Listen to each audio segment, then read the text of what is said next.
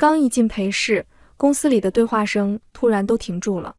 顶着一夜未眠的偏头痛，我也察觉到了若有若无投来的目光中，隐隐掺杂着同情和嘲讽。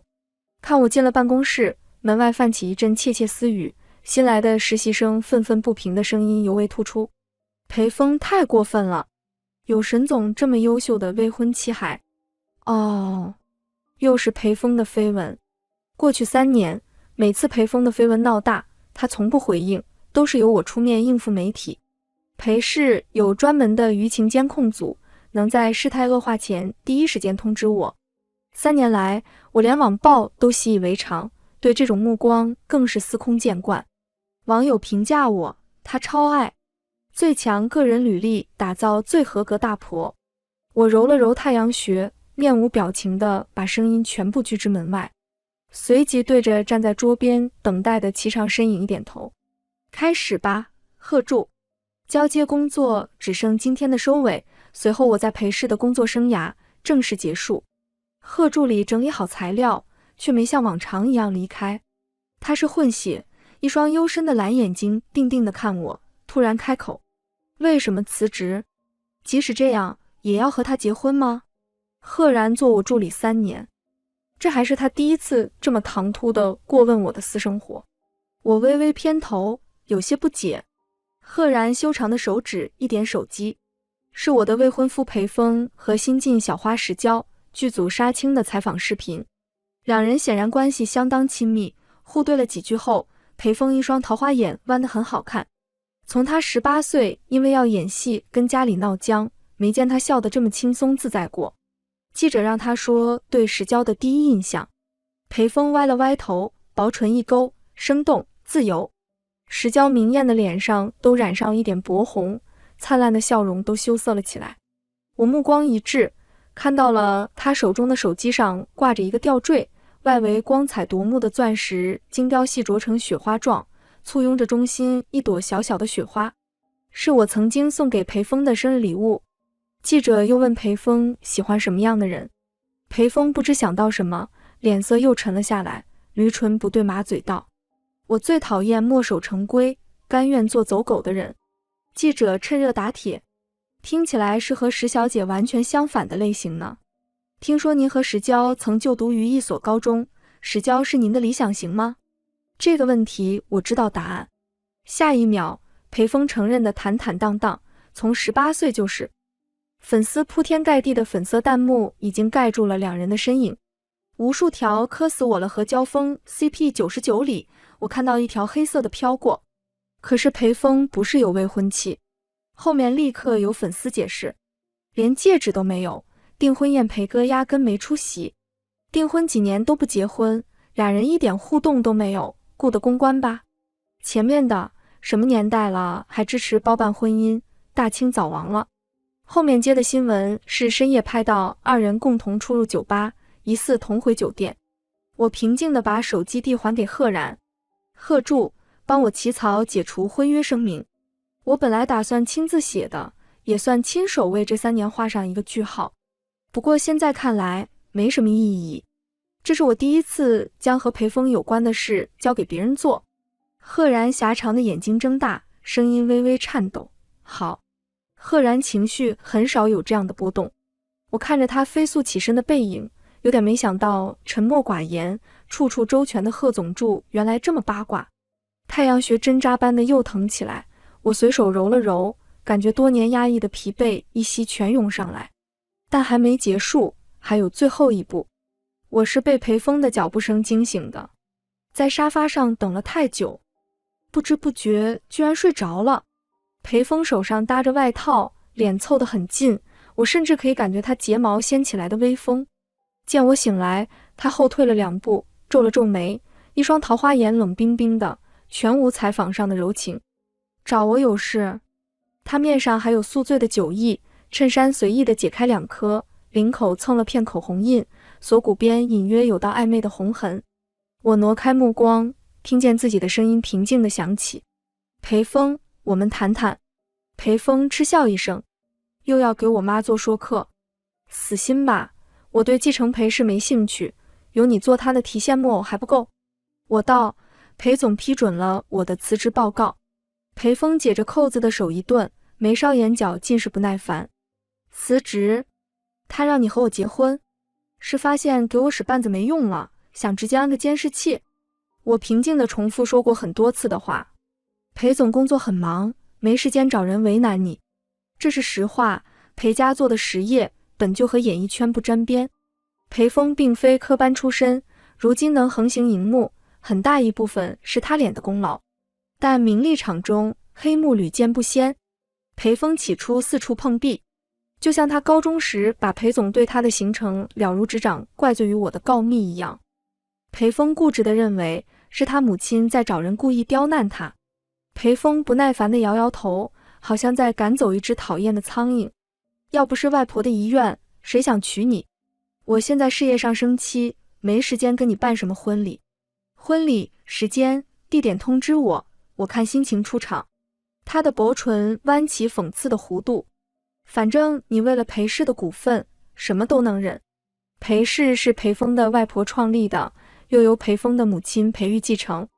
裴玉完全接手后忙于企业，因而裴峰是外婆抚养长大。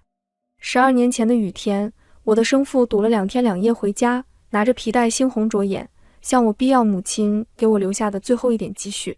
给他吃饭的钱都没有了，不给他恐怕会被他打死。我不想死，我想吃饭，我还想上学。我在雨幕中拼命地跑，慌不择路，跑到了公路上。要不是裴家司机刹车快，我大概已经命丧当场了。我跌坐在地上，心脏一下下地泵血，要从嘴里跳出去。泪水、雨水和灯光把眼前糊的都是光晕，耳边是车流的轰鸣声。一双温热的手把我从地上扶了起来，半搂着我，很软的手帕擦干净了我脸上的脏污。我睁开眼睛，看到了少年裴峰焦急的黑眸。沈安，你怎么样？父亲已经被裴家的司机按在地上，他胡子拉碴的脸紧贴在污水横流的路面上，眼里都是怨毒，嘴里还在不断的叫骂着。惊惧之下，我晕倒在了裴峰的怀里。再醒来是在病房里，裴峰的碎发湿着搭在白皙的前额上，眼下的青黑透出倦意，正在我的病床前抛苹果丸。他见我醒了，对我露出一个有点痞气的笑。嗨，第一名，我叫裴峰，锋利的锋。他随手拿了把刀，开始削苹果。别怕，别怕，你那个便宜爹已经被阿 Sir 制裁了。我怯怯地道了谢，忍不住问：你认识我？他把苹果削得惨不忍睹，只好随手扔在一边，闻言又对我笑了笑。一中的天才少女吗？谁不认得你？富贵里长大的小少爷，今天大概是他人生里最接近底层不堪的一次。他直截了当地拒绝了我还他钱的提议，看我的眼神都是纯然的怜悯。你爸可真不是人，既然碰上了就是我的事，你放心，裴家最不缺的就是钱。他当晚就回去求裴玉收养我，裴玉当然拒绝他的奇思妙想。病中的外婆却说家里寂寞，裴峰成绩又不好，以我辅导裴峰作为回报为由，让我住进了裴家。前2年，裴峰把我当成妹妹，总是给我送些稀奇的零食，还有他觉得女生会喜欢的亮晶晶的小玩意。他在我面前晃着逃课去买的雪花手链，哄我叫他哥哥。但我讷讷半晌，最后还是叫裴峰。裴峰叹得很无奈，沈安，你好小气。裴玉对我并不感兴趣，他忙于公司内部的权力争夺，我们见面的次数都寥寥。直到我的竞赛奖杯一个小房间都摆不下，他看我的眼神越来越满意，开始经常叫我去书房考教，还为我请专门的教练，让我去参加国际比赛。大学4年，我一直在裴氏的各部门轮岗。订婚之后，裴玉拍板，我以裴峰未婚妻的身份进入了裴氏高层。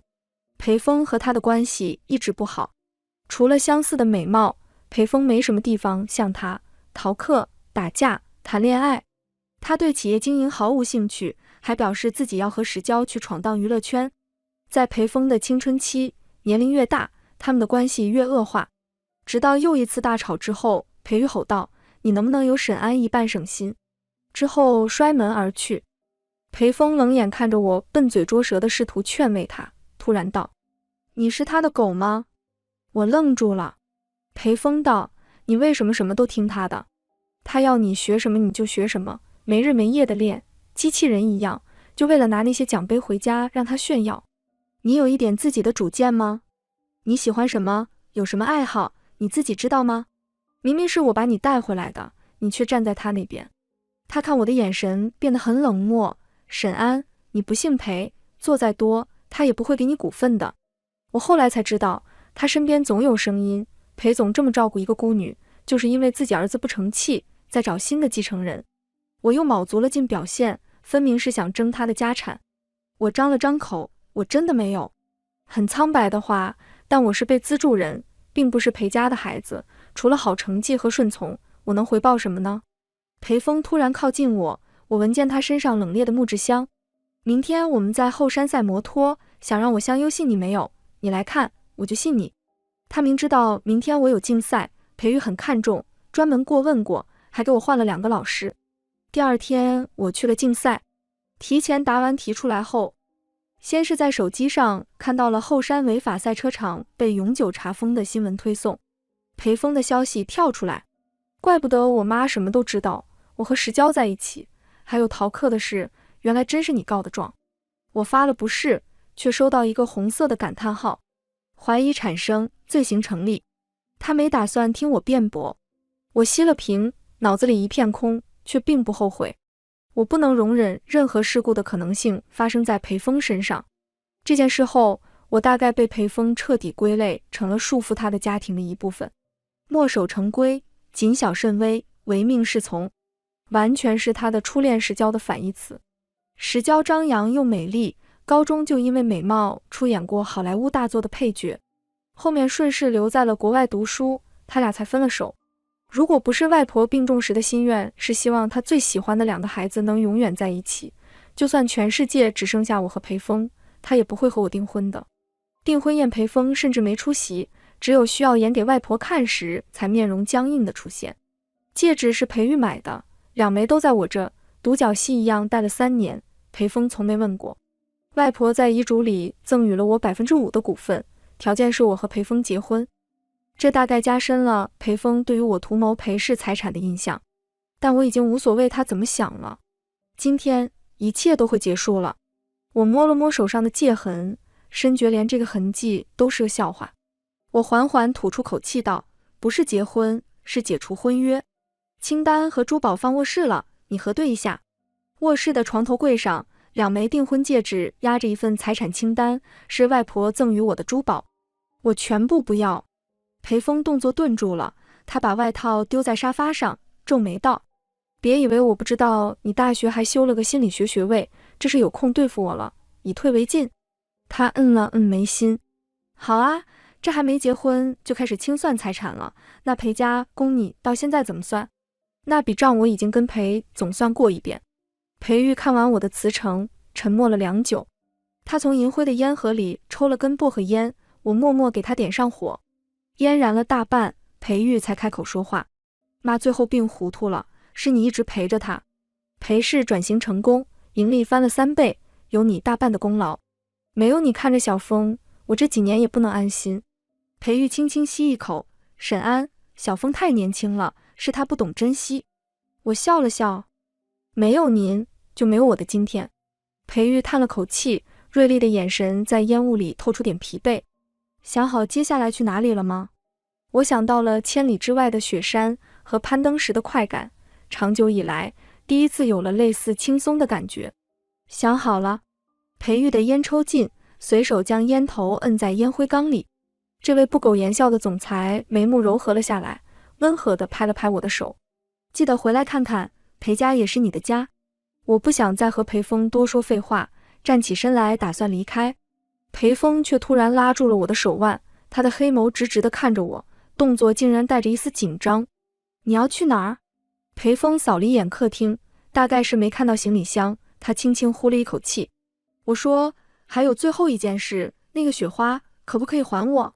这些年我送给裴峰的礼物，他大多看也不看就丢到一边，只有那个雪花被他顺手挂在了手机上，大概一直忘了摘。以裴峰的绯闻来看，他自有千百种方式去哄石娇。我道：可以的话，麻烦给贺柱，他会转交。裴峰的手突然松开了，他似乎心情变得很好。他倚坐在沙发上，露出左脸一个浅浅的酒窝。我说今天又是哪一出？原来是吃醋了，那是宣传期。我打断他，我们现在没有关系，你没义务向我解释。该说的都说了，我无意再纠缠，向门外走去。裴峰带着笑意的声音从身后响起：早点回来，我喝酒了不舒服，明早想喝你做的粥。我的脚步顿了顿。裴峰在国外演戏时，我因为他最后的一个电话说自己胃痛，即使已经连轴转了1个月，依旧飞10几个小时去照顾他。第二天酒醒，他看到我的第一反应是冷脸道：你来干什么？好傻。我说：裴峰，再见。裴峰懒洋洋道：粥要小米南瓜的。我出了门就直奔机场，10个小时之后，已经来到了梅峨雪山之下。住进镇上民宿后，我把手机关机，一口气睡了1天1夜。如果不是被热心的老板强行叫起来吃饭，我还能继续。我往脸上泼了把冷水，看着镜子里的脸，本就冷淡的长相加上疲惫的双眼，感觉自己能立刻禁足，演伤痛文艺片。裴峰有一部得奖的电影，这部电影就是文艺片。他拍起戏来很拼，最后要和下水道捉的老鼠共处，他也没用替身，只是事后洗了好多次澡，还抱着我睡了1礼拜。虽然他恶声恶气的叫我别多想，但当时我真的很开心。我以为我们终于靠近了一点。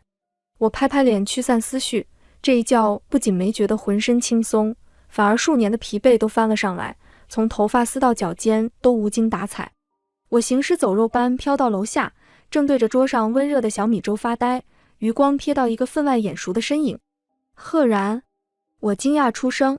那人闻言转头，大海一样的蓝眼睛，不是赫然又是谁？你怎么在这儿？公司出事了。赫然迈着长腿几步走到我身边坐下。我来参加1个月后的梅峨雪山攀爬，和我此行目的一样。我心里疑窦丛生，但又想起赫然的简历上确实写过他的爱好是登山，还是所在常春藤的登山社社长。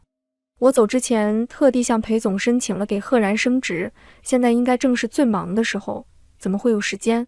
赫然轻轻摇摇头，把小菜挪到我的粥碗右边。我辞职了。我皱起眉头，你跟我干那么久，公司谁敢为难你？董事会那帮老东西。我试图摸出手机，却发现落在房间里。赫然轻轻按了一下我的手腕。没人为难我，只是再做下去没意义了。我和赫然虽然共事3年，除了工作之外交集寥寥。我体贴的不再追问，有困难跟我说，我还是有点人脉的哟。赫然已经剥了2只虾放在我的碟子里，闻言笑得温和，一双深蓝的眼睛波光粼粼。那就提前谢过沈总了。我往嘴里塞了口虾肉，心里嘀咕，我也是瞎操心，贺总就有这张脸，做模特也是饿不死的。岂料手抖，虾没夹稳，掉到了地上。赫然蹙了蹙眉，你的身体状态能攀登梅峨雪山吗？梅峨雪山攀爬难度并不高，等登山队到齐规划好路线，应当没问题。我不在意的挥挥手，不在话下，然后又碰掉了筷子。我试图弯下腰捡，听到自己的脊椎传来了清晰咔嗒的声。看来工作对我的摧残还是超过了我的想象。赫然有点担心地看着我。沈安，梅峨雪山天气多变，还是需要体力的。我会一点按摩，可以帮你做一些康复训练。他又补充道，就当提前答谢引荐了。我没想到自己工作几年退化至此，心有不甘的应下。老板拿着扫把路过，他对我挤眉弄眼，轻声道，几年不见，暗恋成真了。小男友这么帅，怪不得当时抱着个破冰坨子哭得死去活来的。我尴尬道，我们不是。赫然好像没听到，说，沈安，我们现在就去做。赫然的房间居然就在我隔壁。晚上篝火晚宴，坐在篝火旁边，我再也忍不住心里的疑问。我转头盯住他纹丝不动的表情，试图找出点阴谋诡计的蛛丝马迹。赫然，这3年我没拖欠你工资吧？你这是来千里追杀？赫然滞了滞，低头望向我，蔚蓝的眼睛映着火光。沈安，你记不记得罗扎雪山？你是？他呼了口气，我是那个被你找到的 Aaron。罗扎雪山是 A 国最难攀爬的雪山，传闻山顶有山神庇护，天气恶劣，复杂多变，死在路上的登山者众多。当时我和队伍攀登到半途，得知另一个登山队有人迷失在风雪里。我没有继续登顶，而是加入了搜寻，还很幸运地找到了快被雪盖到头顶的 Aaron。我颇为惊喜，居然是你！你不知道你有多沉，没和队伍会合之前，我以为我得跟你一起搭在那里呢。赫然嗯了一声，专注地看着我。当时你说要和我一起再爬一次罗扎雪山。我想起来了，当时狂风大作，四处都是白茫茫的雪，我艰难地拖着身躯沉重的男人，只能靠大声说话给自己打气。我说我们都要活下来，我还想再见到裴峰，还想登顶罗扎雪山。一想到裴峰，我的心里一沉，扯了扯嘴角，勉强笑了笑。我年末预备去，如果你还有意向，欢迎一起。不过这是倒解答了我一些疑问，我调笑道，怪不得以你的教育背景肯来做我的助理，原来是来结草衔环。赫然点点头，我问过你的队伍，你后面没再登山了，为什么？攀登罗扎是我最任性的一次决定，当时外婆刚过世。我从来不信鬼神，但早就听说罗扎雪山的山神能够满足登顶者的一切愿望。我想去许愿外婆来生健康顺遂。我看向跳动的篝火，毕竟当时债没还清，没法承担出意外的可能性。现在就不一样了，我孑然一身，自由来去，终于可以追求我想要的。赫然道，为什么喜欢登山？我沉默了一会儿，大概是酒意上头，在回过神之前，已经开始讲真心话。因为攀登的过程只需要考虑攀登本身，登顶之后，我会感觉自己很小，我的一切爱恨，一切痛苦，在天地苍茫之间，好像都变得微不足道，就像是我变成了山的一部分。我盯着酒瓶喃喃道，很喜欢那种感觉。赫然一直没说话，只是静静地听我讲，我几乎承受不住他注视的目光，只好转移话题。解除婚约的声明发了吗？赫然沉声道，发了。我又问，裴峰有没有给你一个钻石镶嵌的雪花？赫然摇了摇头，他第二天直接去了裴总办公室，没有给我东西。赫然喝了一口手里的酒，火光在他眼中跳动。那个雪花很重要吗？我也喝了口酒，晃了晃杯中琥珀色的液体。也不是，我第一次登顶的雪山就是梅峨雪山，那是我从山顶带下去的一朵雪花，保存在树枝里，永远不会融化，连镶的钻都是攒的比赛奖金买的。在别人那里是不值钱的无聊东西，可能只对我有意义吧。如何对待礼物，取决于送礼人的重要性。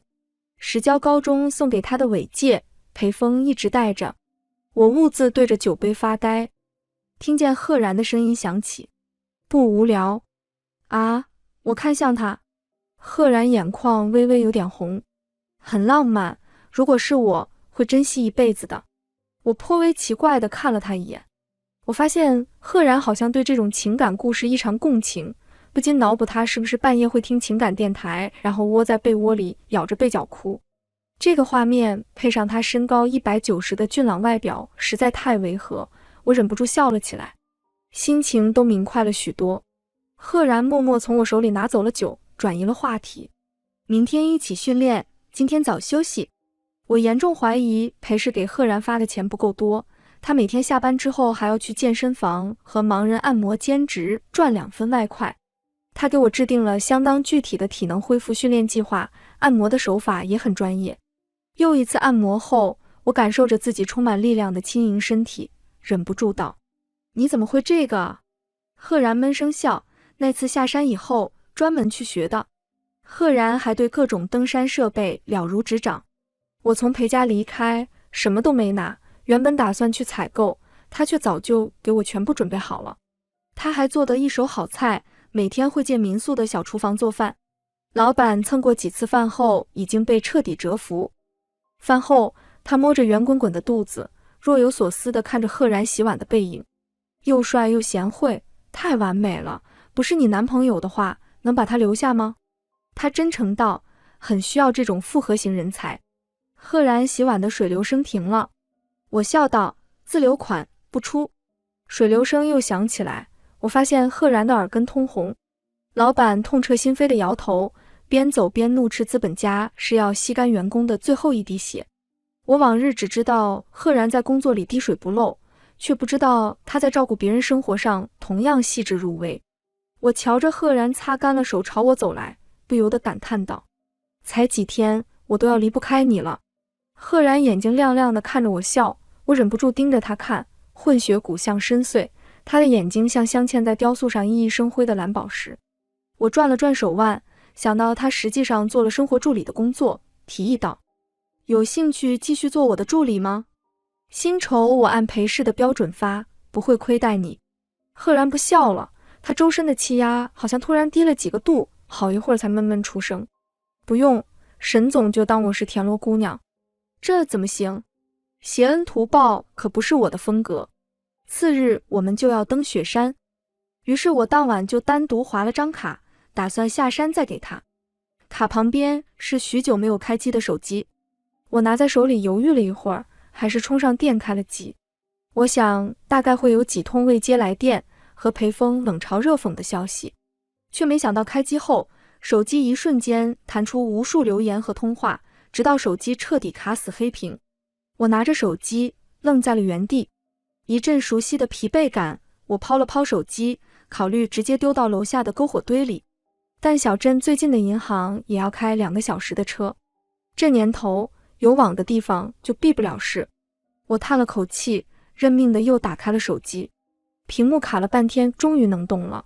我拉到最上面，看到裴峰在我走后的第2天发了句：沈安，你有种别后悔。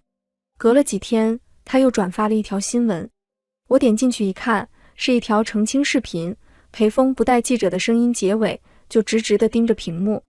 上次说理想型那段采访是在重现剧里的情节，我和石娇小姐仅是合作伙伴，没有任何私人关系，造谣的等着被起诉吧。他的眼神漆黑阴鸷，眼里都是红血丝，看上去竟然有几分难言的偏执。评论区却很兴奋，裴哥退婚是打算堂堂正正的开始追石娇了吗？只有我注意到他手上戴着戒指吗？订婚的时候没有现在退婚了，反而戴了，严重怀疑已经和石娇订婚了。这哥疯疯的样子怎么更帅了？有关石娇的揣测，裴峰统一回不是，没退婚。我倒回视频，看到他把常年不离手的尾戒摘了，手上戴着订婚戒指。我面无表情地关掉视频，匆匆掠过后面一连串的消息。外婆的心愿你都不管了吗？沈安，你有没有良心？裴家培养你到现在，你说辞职就辞职，竞争对手趁机做文章，裴氏股价都下跌了，你这样负责吗？退婚我没同意，我也不会签字，你凭什么直接让裴氏发声明？你怎么能什么都不带就走了？你一个女生，一点安全意识都没有吗？我妈说我活该，她不是要你监视我的吗？为什么她的话你也不听？沈安，那个雪花是石娇拿错了，我没给她你的东西。沈安，我睡不着，我喝醉了，你来接我。沈安，我胃疼，你不来我就疼死好了。消息停留在2天前。最后一条是：沈安，我怎么找不到你了？那天晚上他打了78个电话，我把手机熄屏，觉得头疼的难以言喻。如果是几年前的我，裴峰只要表示他需要我，我就会忽视掉他带刺的话，快乐到难以自抑。可是现在，我只有一种在看人表演吃变质过期食品的反胃感。我看着窗外夜色中隐隐绰绰的雪山，心道，果然还是应该把手机扔火堆里。但下一秒，屏幕又亮了起来。开门，敲门声同步响了起来，带着急促和怒气。我咬着牙忽视了一会儿，最终还是起身去开了门。门刚一打开，一个带着风雪寒气的黑影就紧紧抱住了我。裴峰在我耳边咬牙切齿道：沈安，你混蛋，你怎么能直接消失？谁都不告诉我你在哪儿，我还以为你死了。他连呼吸都是冰的，打在耳边，冻得我一哆嗦。我用力挣脱开他。裴先生，我们现在已经没有关系了，你自重。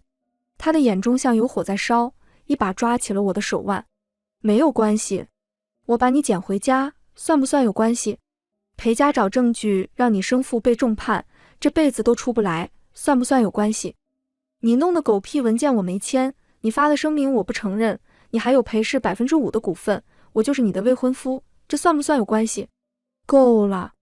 他的声音在我耳中逐渐转化成了刺耳的嗡嗡声，我以自己都没预料到的尖锐声音喊着：我知道，我知道裴家对我恩重如山，不用你一直提醒我，你救了我，外婆爱我，你母亲栽培我。裴峰，你想让我怎么做？和你一起逃课，陪你去国外做你的经纪人，一起对抗裴总。裴总和董事会一直斗到1年前，这几年如果转型不成功，裴氏破产清算，外婆和裴总一辈子的心血付诸东流，你忍心让他们去挤几十平方米的小房子还债？我不做到事事完美，你以为裴总会对你那些事睁一只眼闭一只眼？裴峰，你在国外演话剧的时候，外婆的阿兹海默病已经严重到能对着镜子聊一整天了。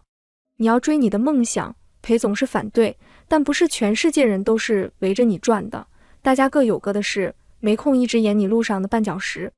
裴峰一直沉默地看着我，他突然伸出另一只手摸上我的脸，我躲闪不及，才看到他的手上一片冷冷的水痕。裴峰一向骄傲，眼高于顶，此时却低着头看着手上的水痕，喃喃道：对不起。我感觉不到自己在哭，像是疲惫本身在说话。裴峰，后山的摩托赛场确实是我举报的，我连夜去看了，没有护栏，没有路障，没有急救设备，最近的医院也要5公里，我没法想象你出事。但除此之外，我真的没有监视过你。裴峰低声道：别哭了，我相信你。以前无论说什么都只会得到他的冷笑，这句我相信你得好吃。我说回去吧，我不想做裴太太，也不要股权，我的每一分钱都是堂堂正正工作挣来的，你要是还觉得是我亏欠裴家，就一起拿走，我们不要再联系了。裴峰猛地抬头，他的眼眶通红，又要抬手抱我。不，我挣脱的动作太剧烈，头砰的一声撞到了半开的门上，正好赫然从楼梯上来。赫然一个箭步冲到我面前，一拳打在了裴峰脸上。他稳稳地扶住我，眼里满是焦急。沈安，你怎么样？裴峰始料未及，跌坐在地，他嘴角带血地看了过来，眼里的无措渐渐变成了黑沉的怒火。你的助理？沈安，你离开我就是为了他？我突然觉得眼前这一幕荒谬至极，忍不住笑了起来。我甚至不懂自己刚才为什么要白费那番口舌。裴峰的第一反应永远是怀疑我，他从来没对我有过信任。或许一开始有他身边所谓朋友的挑拨，可他选择了相信。我凝望着裴峰一如少年时的俊秀眉眼，曾经在雨幕中的惊鸿一瞥支撑着我度过一个个难眠的深夜，站上一个个领奖台。但如果用10几年的努力，切实放弃的利益，声嘶力竭的呐喊才能换来一点他的信任，那我也不想要了。他曾经是我年少的光，但我现在宁愿没遇到他。我说，对，我一直和赫然暗度陈仓来着，我跟你退婚就是心虚，我就是这种人，远离我，你趁早放烟花吧。赫然向前半步挡在我面前，声音冷得结冰。裴先生，请你不要骚扰我的女朋友，不然我不介意用我的方式解决问题。我纳闷地看他一眼，这人入戏倒挺快。院子里突然响起警笛声，警察到来时，正赶上裴峰怒吼着扑向赫然的场景。老板气喘吁吁地拿了一根木棒跟在后面。沈安，我来了。裴峰被带走前还在对我喊，沈安，我才是你未婚夫。我冷嗤一声，订婚宴你都没出现，说我和裴总订婚了也可以。裴峰脸色一白，嘴唇颤了颤，什么都没说出来。我给裴总打完电话，并得到他让他在那儿待着吧，蹲2天就老实了的答复。转头正看到赫然半跪在床边，正在用手背试盆里的水温。他温声解释道，你的手很冰，泡泡脚睡觉会舒服一点。我一眼把脚放了进去，看着赫然给我的额头涂好了药，又拧了一条热毛巾开始给我擦脸。我微微有点窘迫，忙伸手抢下来自己擦。又不是小孩子，助理也不用这么贴心。赫然嗯了声，深蓝色的眼睛带了点笑意。女朋友的特权。我一阵尴尬，道歉，对不起啊，赫然，把你扯进这个烂摊子里。赫然摇了摇头，假的也很荣幸。我暗自决定，这个月付他的工资翻倍，还得补偿点名誉损失费。顺嘴开玩笑道，演得倒挺真，也许你也应该进娱乐圈发展下，比做我助理有前途多了。赫然道，没有演。他说，喜欢你，没有演。赫然顺口扔了颗手榴弹，就神色自如地出去了，留我一个人半张着嘴在床边愣了半晌。过了一会儿，他又自然地端了一杯温牛奶回来，放在柜子上，叮嘱道，睡不着就找我，我在门外。我见他要出去，忙喊住他。赫然。他走到床边，低头看着我。我道，如果你是这个原因待在我身边的话，那还是对不起。我暂时没有这方面的考虑，可能以后也不会有。我终于有时间去做我想做的事了。往后的10年，我打算攀登最高的山，从没被登顶成功的雪山，还会尝试无保护攀爬。我不否认我对你有好感，但也仅此而已。赫然听见有好感3个字，眼睛都亮了起来，总感觉如果他有尾巴的话，现在应该已经摇起来了。他说，你等我一下。还没1分钟，我的手里就塞进了一份个人简历。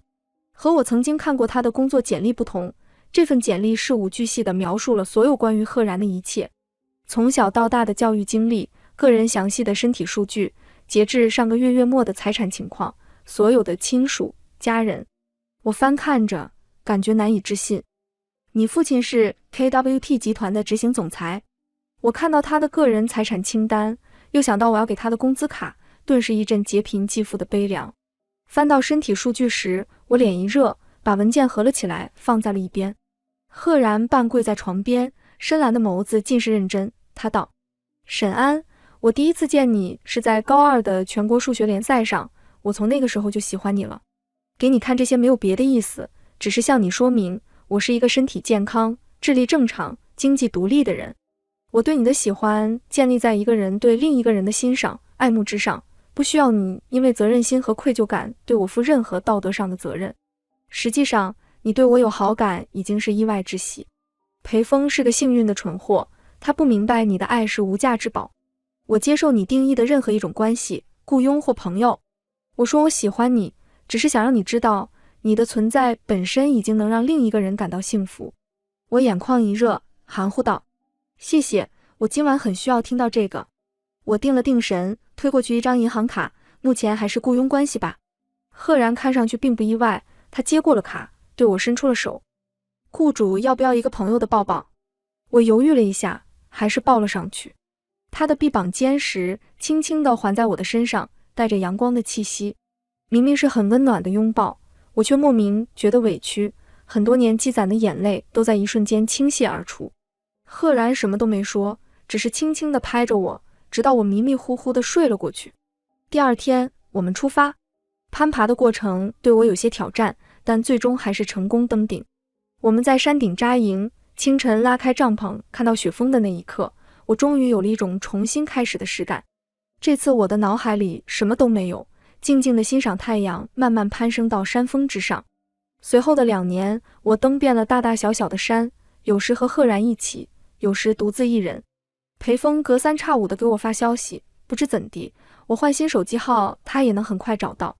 我从来没回过，直到有次和赫然一起在冰川下的咖啡厅遇到了独自坐着的裴峰。我对赫然低语2句，走向了裴峰。我说，有什么话就说吧。裴峰沉黑的眸子紧紧盯着我，他说，沈安，只要你肯回来，裴夫人的位置永远不会有别人。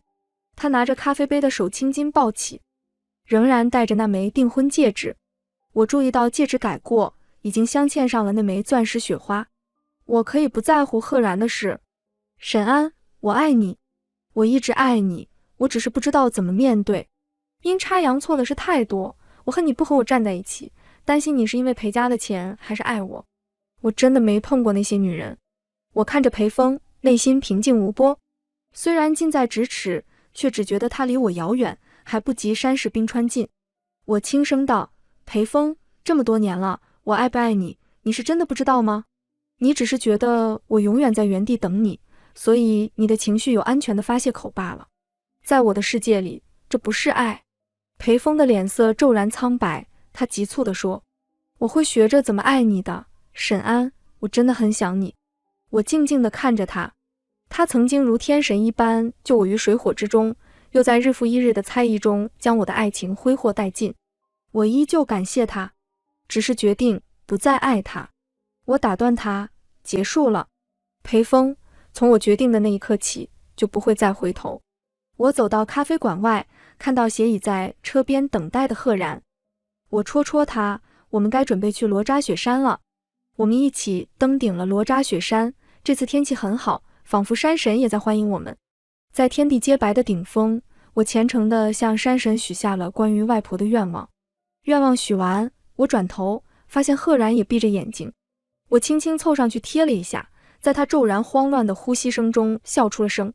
我牵起了他的手，这里的山神很灵的，所以我们的愿望都会成真。赫然立刻紧紧回握，他连耳根都通红，蓝眼睛却流光溢彩。我的视线投向了静谧广阔的雪山，往事聚在身后。我知道还有更多的山峰在生命的前方等待。